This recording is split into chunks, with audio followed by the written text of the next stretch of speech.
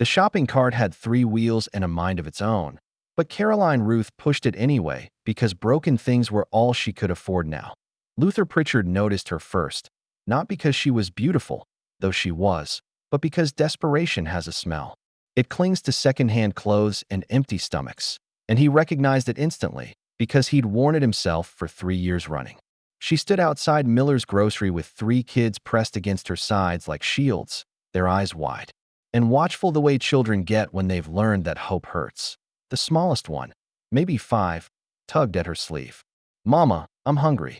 "I know, baby," Caroline whispered, her voice cracking like ice under pressure. "Just a little longer." Luther had been loading his own meager groceries, ramen, milk, day-old bread, into his rusted Honda when he heard her. Counting change, coins scattered on concrete. A dollar bill fluttered away in the autumn wind. She lunged after it, leaving the cart behind, but that's when he saw it. Tucked beneath a thin blanket in the cart's bottom rack, where most people stored their purses or extra bags, was everything they owned. A pillowcase stuffed with clothes. A thermos. A teddy bear missing one eye. Before we dive deeper, tell us where you're watching from, and when this story ends, don't forget to rate it from 0 to 10. Something tells me you're going to want a Luther. Had seen plenty of hard luck in his 34 years. He'd lived most of it. Single father to 8-year-old Tobias since his wife Etta Geneva died of cancer when the boy was 3. Night shifts at the warehouse. Government cheese and powdered milk. Hand-me-down everything. But seeing Caroline Ruth chase that dollar bill while her children stood guard over a shopping cart that held their entire world, that broke something in him he thought was already shattered. She caught the bill against a storm drain and walked back, shoulders squared like she was carrying invisible weight. When she looked up and saw him watching, her chin lifted in defiance. "You need something?" Her voice had edges, the kind that come from being stared at too long by people who had opinions about your business. "Maybe," Luther said quietly. He glanced at the kids, 2 girls who couldn't be more than 7 and 9, and a boy about Tobias's age. Their clothes were clean but worn thin. Their shoes had holes stuffed with newspaper. "Depends on whether you're too proud to let a stranger buy you dinner." Caroline's eyes narrowed. "What's the catch?" "No catch. Just a man who knows what hungry looks like." She studied his face, searching for the hook that always came with kindness from strangers. Found none. Her shoulders sagged just slightly, the first crack in her armor. "What?" Luther looked at her children, then back at her. "Because 3 years ago, a woman at the food bank gave my son a chocolate bar when she thought I wasn't looking. Told him every kid deserved something sweet. I never forgot that." The silence stretched between them, filled with car horns and distant traffic. Caroline's youngest daughter stepped forward, brave in the way children are when adults forget to be. "Are you nice?" she asked Luther directly. He knelt to her level. "I try to be." "What's your name?" "Ambrose," she said solemnly. "These are my sisters, Josephine and Beulah, and that's Mama." Luther smiled, the first real one he'd managed in weeks. "I'm Luther, and I know a place that makes the best grilled cheese in 3 counties. Caroline closed her eyes, the weight of pride warring with the weight of empty stomachs. When she opened them again, something had shifted. "1 meal," she said firmly, "and then we're even." Luther nodded, though he suspected this story was just beginning. What none of them knew was that Caroline Ruth carried a secret that would change everything Luther thought he understood about second chances. But first, they had to get through dinner without breaking each other's hearts. The diner's neon sign flickered Mel's in pink and blue, casting rainbow shadows across the cracked parking lot where hope goes to hide. A Mel's diner smelled like grease and possibility. The kind of place where the coffee was strong, the pie was real, and nobody asked questions about the cardboard taped over the broken window by booth 3. Luther had been coming here since Tobias was old enough to sit in a high chair back. When a $5 meal felt like a fortune instead of a miracle, Caroline hesitated at the door, her children clustered behind her like ducklings. The hostess, a woman named Beulah Estelle who'd been working the same shift for 23 years, looked up from her crossword puzzle and smiled the way grandmothers do when they spot hungry babies. "Table for 6?" she asked warmly, not waiting for an answer. "Right this way, sugar." They slid into a red vinyl booth that had seen better decades. Tobias appeared from the bathroom, hair still damp from where Luther had tried to tame the cowlick that defied gravity and common sense. The boy stopped short when he saw the other children, his eyes wide. "Dad, you didn't tell me we were having a party."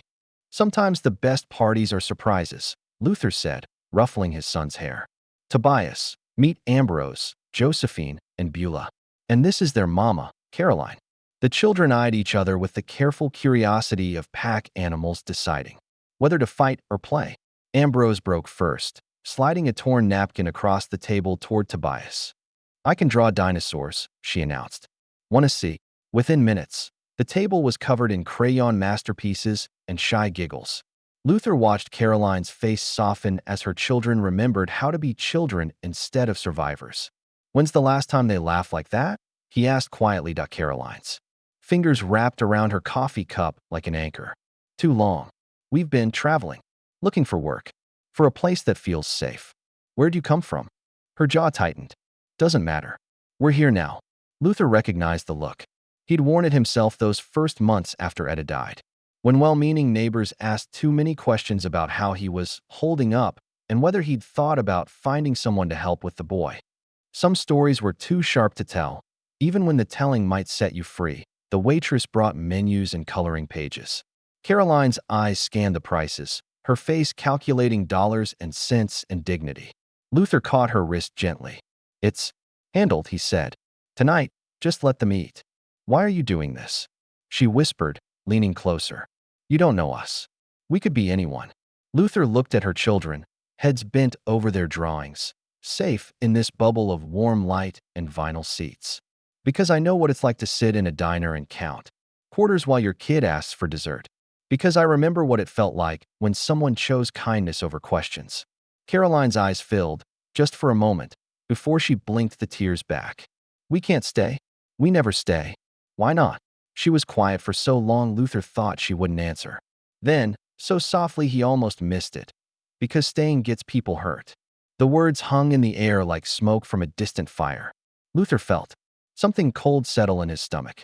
Not fear, exactly, but recognition. The same look Etta had worn those last months when the cancer made her see shadows that weren't there. Before he could ask what she meant, Josephine tugged on Caroline's sleeve. "Mama, can we really order anything?" Caroline's mask slipped back into place. "Mother, protect her. Anything you want, baby." They ordered like it was Christmas morning. Grilled cheese and tomato soup for the little ones. Chicken strips for Tobias. A burger for Josephine that was bigger than her head. Caroline asked for just soup, claiming she wasn't hungry, but Luther ordered her a sandwich anyway. "You can't take care of them if you don't take care of yourself," he said when she protested. Yes, they waited for food. Ambrose climbed halfway across the table to whisper something to Tobias.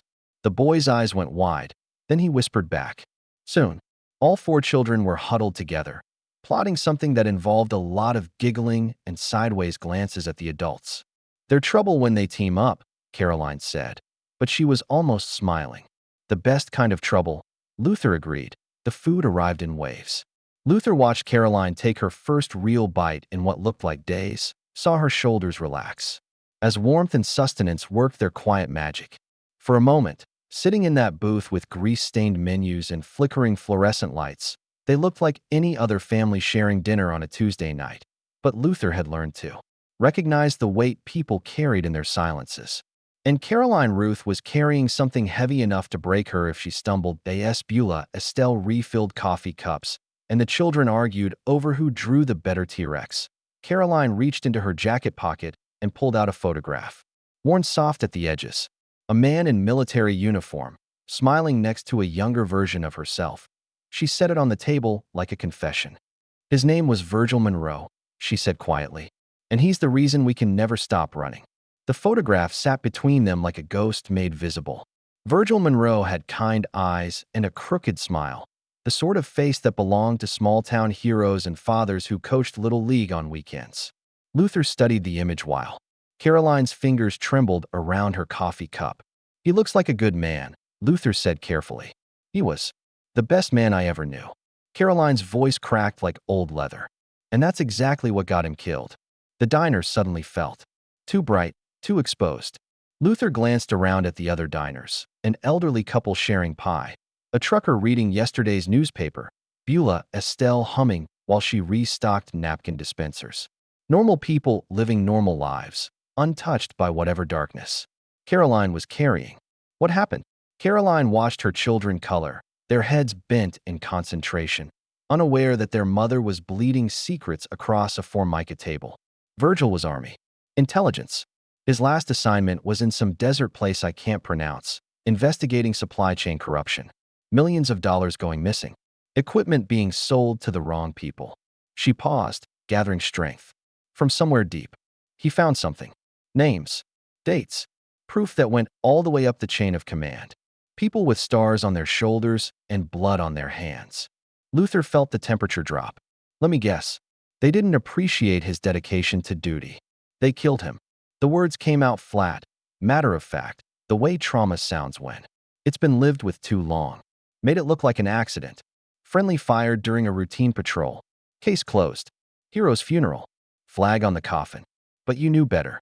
Caroline's laugh held no humor. I knew Virgil. He would never have gone out on patrol without telling me. Never would have left his gear behind. And he sure as hell wouldn't have forgotten to activate his tracker. She touched the photograph like a prayer. 3 days before he died, he called me. Middle of the night, voice all wrong. Said he was sending me something important. That if anything happened to him, I should take the kids and disappear. What did he send? Caroline's hand moved to her jacket, then stopped. Everything. Bank records. Communications. A list of names that would make your blood freeze. Enough evidence to bring down half the Pentagon. Luther processed this, pieces falling into place like dominoes. And someone knows you have it. 2 weeks after the funeral, men came to our house. Clean suits, empty smiles. Said they were from the Army, conducting a routine follow-up. Asked about Virgil's personal effects. Whether he'd sent anything home before he died. Caroline's knuckles went white around her cup. I told them no. They searched anyway. Tore the place apart while my babies watched. Tobias looked up from his coloring page. Mr. Luther, why does the lady look sad? Luther forced a smile. Sometimes grown-ups talk about sad things so they can feel better, buddy. Keep drawing that dinosaur. He looks fierce. Satisfied, Tobias returned to his artwork. Caroline waited until all 4 children were absorbed again before continuing. That night, I packed everything we could carry. Took the kids and ran. We've been running for 8 months now. Staying in shelters, sleeping in the car, moving every few days. I thought we'd lost them, but she trailed off, eyes distant. But yesterday at the grocery store, I saw him. One of the men from that day, just standing by the pharmacy, watching. He didn't see me, but I knew. They're close. They're always close. Luther felt something cold and sharp unfurl in his chest. Not fear for himself. He'd made peace with his own mortality years ago, but fear for Tobias. For these children who'd already lost so much. Why haven't you gone to the police? The FBI? Caroline's smile was bitter as winter. Because some of those names on Virgil's list, they're not all military. Police chiefs, federal judges, people who could make evidence disappear and witnesses follow. She looked at her children, love and terror warring in her eyes. The only thing keeping us alive is that they need what I have. But if they ever decide it's easier to silence us than retrieve it. She didn't finish the sentence. She didn't need to. Luther watched Ambrose carefully color inside the lines of a butterfly's wings, her tongue poking out in concentration. Innocent, trusting, unaware that monsters wore badges and called themselves patriots. You can't keep running forever, he said quietly. Watch me. The kids deserve better than this. They deserve a home, school, friends who remember their names. Caroline's eyes flashed. They deserve to live. Everything else is luxury. The truth of it sat heavy between them. Outside, snow had begun to fall, the first of the season, each flake catching the diner's neon glow like tiny promises of winter. Soon the roads would be treacherous. Soon hiding would become even harder. Luther made a decision that would either save them all or destroy everything he'd built since Etta died. Come home with us, he said. Caroline stared at him like he'd suggested they sprout wings and fly. Are you insane? Probably. But I've got a house with extra rooms and a son who could use siblings for a while.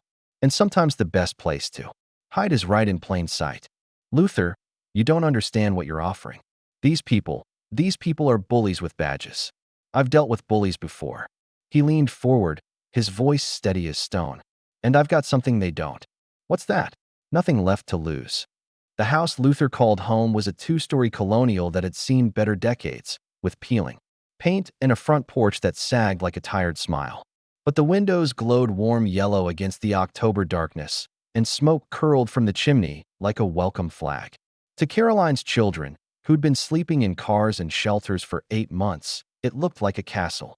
It's not much, Luther said, fumbling with keys while Tobias bounced on his toes beside him. But it's warm and it's safe and nobody's going to bother you here.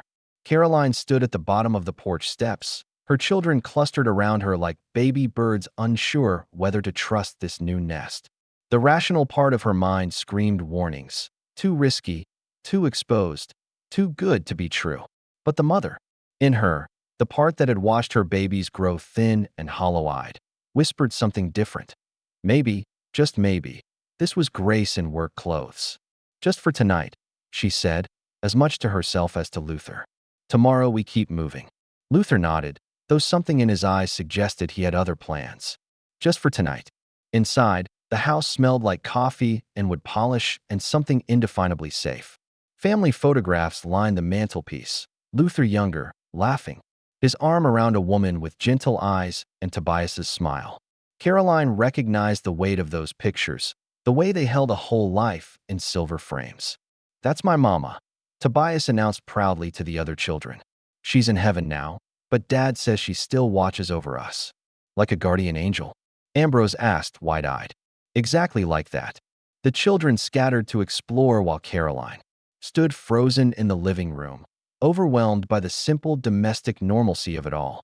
Books on shelves, a coffee table with rings from forgotten mugs, a couch that had been sat in, slept on, cried into, lived in. When's the last time you slept in a real bed? Luther asked gently. Caroline couldn't remember. Weeks? Months? Time. Blurred when you were always watching over your shoulder, always ready to run. I don't sleep much anymore. Someone has to keep watch. Not tonight. Tonight, someone else keeps watch. He showed them upstairs to 2 bedrooms, one for the children, one for Caroline. The kids' room had bunk beds and a trundle, remnants from when Luther still harbored dreams of a house full of children. Caroline's room was simple but clean, with a quilt that looked handmade and curtains that blocked out the world beyond. There are extra toothbrushes in the bathroom cabinet, Luther said. Towels in the linen closet. If you need anything, why are you doing this? Caroline interrupted, the question that had been burning in her chest since the diner. Really, no one is this kind to strangers. Luther was quiet for a long moment, looking out the window at the street beyond. Normal houses, normal lives. Because sometimes strangers are just family you haven't met yet. And because, he paused, seemed to gather himself. Because I made Etta a promise. What kind of promise? That I'd never let another mother fight alone if I had the power to help. His voice went soft, distant. She made me swear it the night before she died. Said the world had enough people looking the other way. Caroline felt something crack inside. Her chest, not breaking but opening. Like ice beginning to thaw. She sounds like she was amazing. She was. And she would have loved your kids. Would have already been in that room braiding Ambrose's hair and reading stories. Downstairs, the sound of children's laughter drifted up like music. Real laughter, the kind that comes when fear takes a night off. Caroline closed her eyes and let herself imagine, for just a moment, what it would feel like to stay. To belong. Somewhere. To be more than a ghost running from other ghosts. When she opened her eyes, Luther was watching her with something that looked like understanding. The man in the grocery store, he said quietly. You're sure it was one of them? Caroline nodded. Tall. Gray hair. Scar through his left eyebrow. I'll never forget that face. Luther's expression hardened. Did he see you? I don't think so.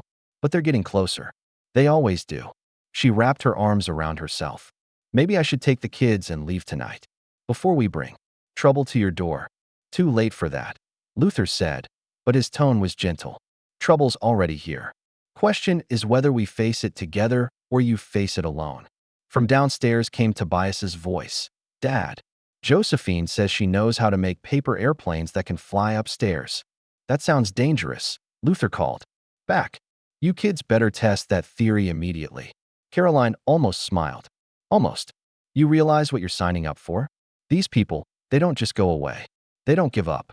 Neither do I. Luther met her eyes, steady and sure. I've buried one woman I cared about. I'm not burying another. The words hung in the air between them, heavy with implication and possibility. Caroline felt her heart skip, then settle into a rhythm she'd forgotten existed. Hope. Dangerous, foolish, wonderful hope. But before she could respond, before she could process what Luther had just implied about caring for her, a sound drifted up from outside. The soft purr of a car engine slowing down. Stopping. The quiet click of doors closing. Caroline went rigid. Luther moved to the window, careful to stay hidden behind the curtain. On the street below, two figures stood beside a black sedan there. Faces turned toward the house.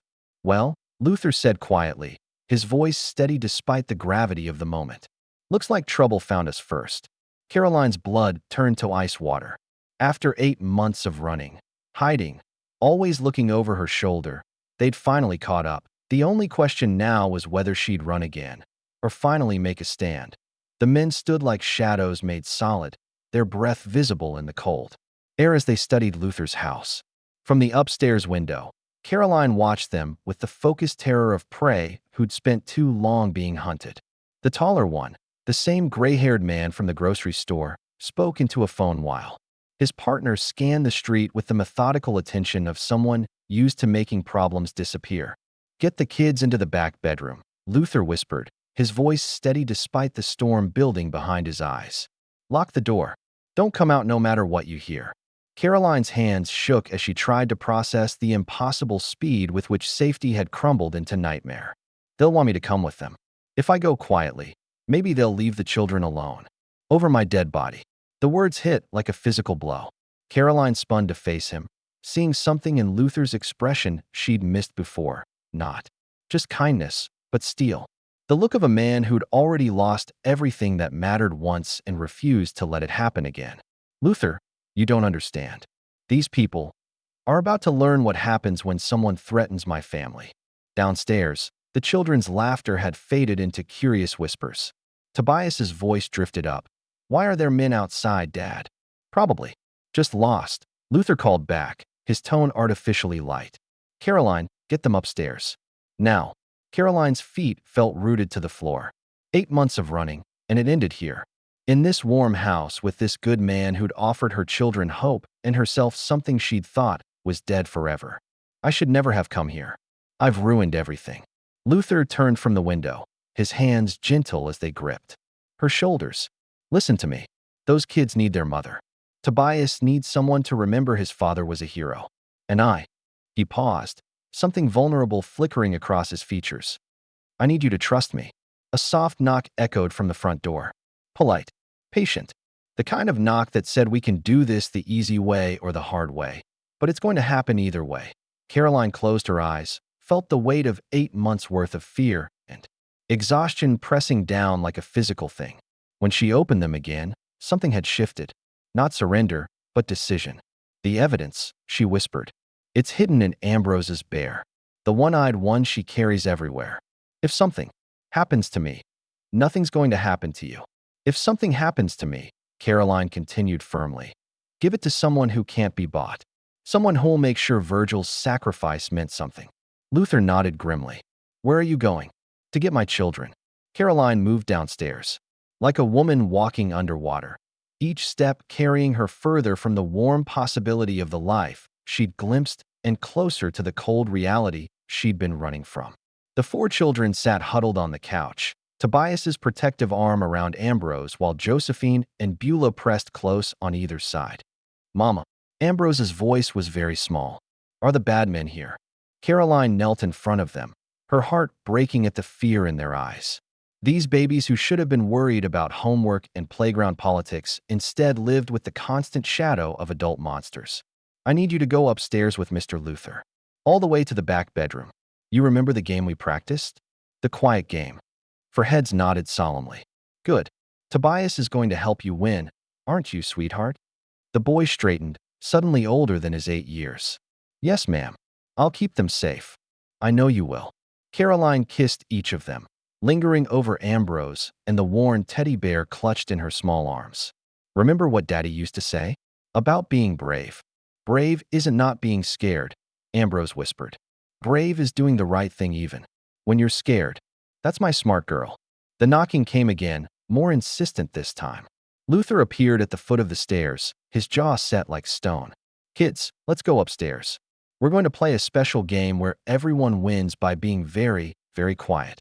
As the children filed past, Tobias stopped beside Caroline. My dad says angels watch over good people. I think you're good people. Caroline's vision blurred. Thank you, baby. When the footsteps faded upstairs, Luther returned, moving with the controlled precision of someone preparing for war. He opened a closet beside the front door, pulled out something that made Caroline's breath catch. You have a gun. I have a daughter to protect, Luther said quietly, checking the chamber with practiced ease. And a son who's already lost one parent. I won't let him lose another. The knocking stopped.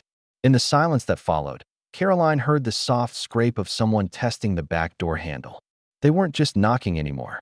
They were moving to Plan B. Luther, Caroline whispered, reaching for him. Whatever happens, nothing's going to happen, he said again. But this time she heard the prayer in it. A window shattered somewhere in the back of the house. Not the explosive crash of an accident, but the controlled break of professionals who knew how to enter without invitation. Caroline felt the last of her hope drain away like water through a sieve. They were inside. Luther moved toward the sound, the gun steady in his hands. At the doorway to the kitchen, he paused, looked back at Caroline with eyes that held everything he'd wanted to say but hadn't had time for. When this is over, he said softly, remind me to tell you how I really feel about you. And then he was gone, leaving Caroline alone in the living room with her hammering heart and the terrible certainty that some stories don't get happy endings. From upstairs came the sound of a door locking. For children and whatever courage they could summon between them, from the kitchen came voices. Low, professional, deadly, and from somewhere deep inside Caroline came something she'd thought was gone forever, the willingness to fight back that she'd spent 8 months running from these men. Maybe it was time they learned what happened when you cornered a mother with nothing left to lose. The kitchen had become a standoff frozen in time.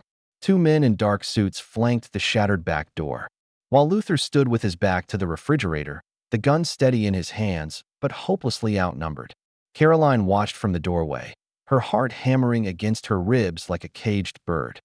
Mr. Pritchard, the gray-haired man, said conversationally, as if they were discussing the weather instead of breaking into his home. My name is Director Hayes. We're not here to hurt anyone. We just need to speak with Mrs. Monroe. That's funny, Luther replied, his voice deadly calm. Most people use the front door when they want to talk. Mrs. Monroe is in possession of classified materials that pose a significant threat to national security, Hayes continued, ignoring Luther's sarcasm. We're prepared to offer her immunity in exchange for their return. Caroline stepped into the kitchen, her hands raised but her chin lifted in defiance. What kind of immunity? The same kind you offered my husband. Hayes's eyes fixed on her with the cold precision of a snake selecting prey. Your husband was a decorated soldier who, unfortunately, became involved in something beyond his understanding. His death was a tragic accident. His death was murder. Caroline's voice cut through the kitchen like a blade. And we both know it. The second man, younger, with the build of someone who solved problems with violence, shifted restlessly. His hand rested near the bulge beneath his jacket. Luther tracked the movement, his own weapon never wavering. Mrs. Monroe, Hayes said patiently, you have 3 children who deserve a future. Don't let misguided loyalty to a dead man destroy their lives. Caroline felt something ignite in her chest. Not fear. She'd lived with fear so long it had become wallpaper. This was rage. Pure, protective, maternal rage. Don't you dare talk about my children. Don't you dare use them as leverage. Then give us what we want. You want to bury the truth. You want to protect the men who sold equipment to terrorists and got good soldiers killed. You want to make Virgil's sacrifice meaningless. Hayes's composure cracked slightly. Your husband was naive. He didn't understand the complexity of modern warfare. Sometimes sacrifices must be made for the greater good. Whose greater good? Luther interjected, his voice hard as granite. The contractors getting rich while soldiers die? the officers covering their tracks with friendly fire. Hayes's attention shifted to Luther with predatory focus. "Mr. Pritchard, you're interfering in matters of national security. Stand down. This is my house. These are my guests. You're trespassing, and you're harboring a fugitive. I'm protecting a mother and her children from the same people who killed their father." The tension in the room ratcheted higher. Caroline could see the calculation in Hayes's eyes, weighing options, measuring risks. The younger man's hand moved closer to his weapon. That's when she heard it, a sound that made her blood freeze. Footsteps on the stairs. Slow, careful, but definitely moving. Hayes heard it too. His smile was winter cold. "It seems your children don't follow instructions, Mrs. Monroe. Stay upstairs," Caroline shouted, terror spiking through her voice. "Lock the door." But the footsteps continued. Caroline's mind raced. Had one of the children gotten scared? Was Tobias trying to help his father? The kitchen door swung open. It wasn't one of the children. It was Beulah Estelle from the diner, still wearing her apron, her gray hair wild from the wind. In her weathered hands, she carried a baseball bat that had seen better decades and a cell phone with its camera recording. "Evening, gentlemen," she said pleasantly. "I was just walking by when I noticed your vehicle blocking my driveway. Illinois plates, government fleet registration. Very interesting for a Tuesday night in our little neighborhood." Hayes stared at her as if she'd materialized from thin air. "Ma'am, this is a private matter. I suggest you leave immediately." "Oh, I don't think so, sugar." Beulah held up her phone. "See, I've been live streaming to my Facebook for the last 5 minutes. Got about 200 people watching right now. Amazing how fast news travels when you caption it. Government thugs break into local family's home." Caroline's heart leaped. The one thing these men couldn't afford was exposure. Witnesses. Public attention. "Delete that recording," the younger man snapped, his hand moving to his jacket. "Now that would be destruction of evidence," Beulah said cheerfully, "and threatening an elderly citizen on a live video feed. My grandson's a lawyer, you know. Says that's the kind of thing that makes judges very cranky." Hayes's jaw worked like he was chewing glass. "This is a matter of national security. This is a matter of breaking and entering, destruction of property, and threatening children." Beulah's voice lost its grandmother sweetness. "And in about 3 minutes, it's going to be a matter of explaining to local news why federal agents felt the need to terrorize a single mother in her own home." Luther never moved his gun, but Caroline saw something shift in his stance. Relief. Hope. The cavalry had arrived in the form of a 60-year-old waitress with a baseball bat and a smartphone. Hayes looked around the kitchen, calculating odds that were rapidly shifting out of his favor. Public exposure. Witnesses. Questions that couldn't be answered without revealing things that needed to stay buried. "This isn't over, Mrs. Monroe," he said finally. "Yes, it is," Caroline replied, her voice steady as stone. "Because I'm done running." Hayes and his partner moved toward the shattered door, but Beulah stepped into their path. "Now hold on there, boys. Can't have you leaving without giving my viewers your names and badge numbers. For the record, you understand." The look Hayes gave her could have melted steel. But with 200 people watching and more joining every second, he was trapped by the very system he'd spent his career manipulating. They left through the back door without another word, disappearing into the darkness like the shadows they'd always been. In the silence that followed, Caroline sank into a kitchen chair, her legs suddenly unable to support her weight. 8 months of running. 8 months of fear. And it ended with a grandmother with a baseball bat and a Facebook account. "How did you know?" she asked Beulah weakly. "Honey," the older woman said, pocketing her phone, "when you've been serving coffee to cops and criminals for 23 years, you learn to spot the difference. Those boys weren't here to serve anybody but themselves." From upstairs came the thunder of small feet on wooden stairs. 4 children burst into the kitchen, led by Tobias with his fierce protective scowl and followed by Caroline's babies, their eyes wide with relief and confusion. "Mama!"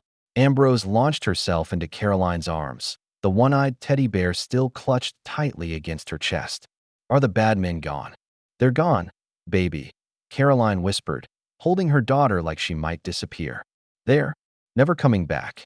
And for the first time in 8 months, she believed it might actually be true. 3 weeks later, Caroline stood in the same kitchen, but everything had changed.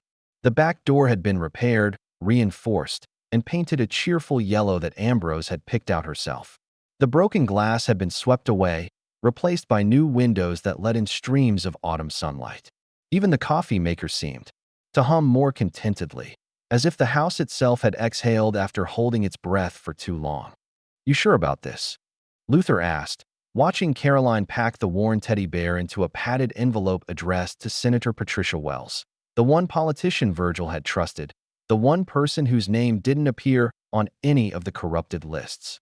"I'm sure," Caroline said, though her hands trembled slightly as she sealed the package. "Virgil died because he believed the truth mattered more than convenience. It's time the world knew what he died for." The evidence that had lived hidden in Ambrose's beloved toy for 8 months was finally going where it belonged, to someone with the power and integrity to use it properly. Bank records, communication logs, video footage that would topple careers and send powerful men to prison. Justice, delayed but not denied. "What if they come back?" Tobias asked from the kitchen table, where he was helping Josephine with homework that had become routine instead of a luxury. "The bad men, I mean." Luther ruffled his son's hair, the gesture automatic and full of love. "They won't. Too many. People are watching now. Too many questions being asked." It was true. Beulah's live stream had gone viral, picked up by news outlets across the country. The story of government agents breaking into a widow's home had sparked congressional hearings and FBI investigations. Hayes and his partner had been suspended pending inquiry. The shadows these men had hidden in for so long were suddenly flooded with very public light.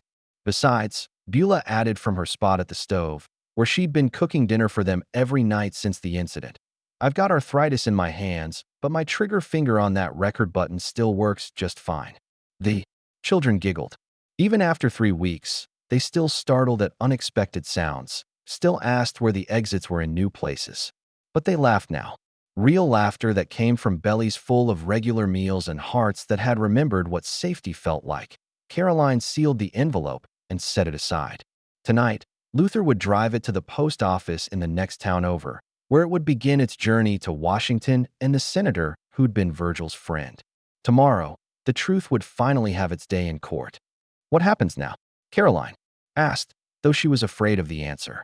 The immediate danger had passed, but the question of their future remained unresolved. Luther had offered them a place to stay as long as they needed. But Caroline had spent too many years being dependent on others' kindness to feel comfortable making permanent plans based on temporary generosity. Luther looked at her across the kitchen, his eyes holding something that made her heart skip in the same terrifying, wonderful way it had that first night in the diner. "That depends." "On what?" "On whether you're ready to stop running for good." The words hung in the air like a bridge waiting to be crossed. Caroline felt the familiar urge to flee, to pack their few belongings and disappear before anyone could get too close, before caring too much became a weapon someone else could use against her. But then Ambrose looked up from her coloring book and said, "Mama, are we going to stay here forever?" "Because Tobias said he'd teach me to ride his bike when it gets warmer.